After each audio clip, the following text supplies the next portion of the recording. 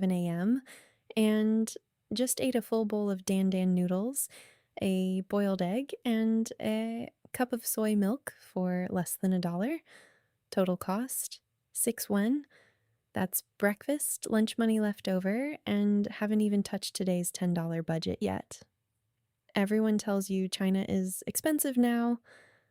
Bullet trains, skyscraper hotels, five-star malls, and sure, that version exists. But there's a completely different way to experience this country, and today I'm going to show you exactly how to survive a full day on $10, sometimes less, without skipping meals or sleeping on a park bench. Hey everyone, welcome back.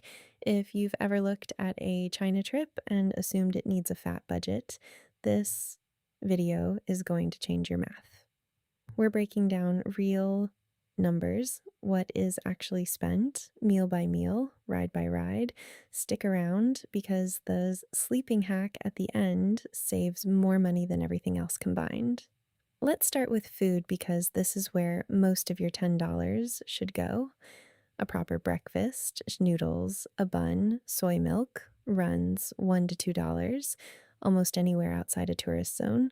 Lunch at a local canteen-style restaurant, the kind with steam trays and a queue of locals, is typically $2 to $3 for rice, a vegetable, and a meat dish.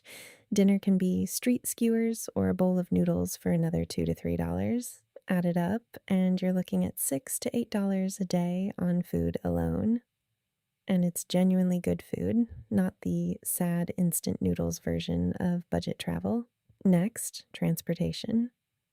Subway rides in most major Chinese cities cost between 30 cents and $1, depending on distance.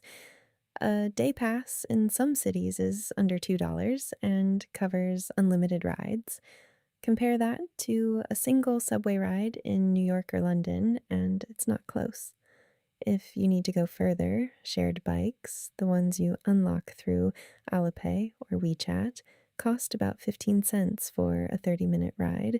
I've covered entire days of sightseeing on bike rentals that added up to less than $1 total.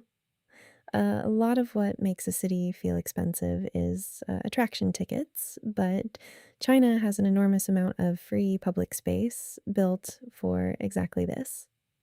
City parks, riverside walks, temple courtyards in many cities, and public squares cost nothing and are often where the actual local life happens. Tai Chi in the morning, card games in the afternoon, dance groups at night.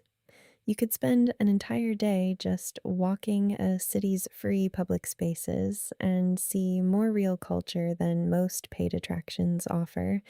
Now, here's the part that saves the most money. Sleeping. A clean hostel bed in most Chinese cities runs $5 to $8 a night. Already reasonable.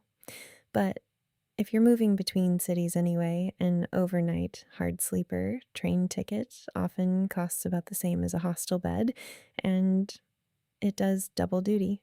It's your transportation and your bed for the night. I've used this trick to cut an entire day's budget down to almost nothing because the $10 I'd have spent on a hostel went toward getting me 300 miles closer to my next destination instead. None of this works without two apps, Alipay and WeChat Pay. Cash is barely used anymore in most Chinese cities, and a huge number of small vendors, the ones with the cheapest, best food, are app only. Set these up before you land because trying to install them once you're already hungry and phoneless is a bad time. So that's a real $10 day in China. Cheap, incredible street food, subway rides for pennies, free public spaces, and a sleeper train that pulls double duty as your bed.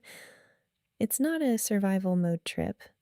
It's genuinely one of the best ways to experience the country. If this was useful, drop a like, subscribe for more real budget breakdowns, and tell me in the comments, what's the cheapest meal you've ever had while traveling? See you in the next one.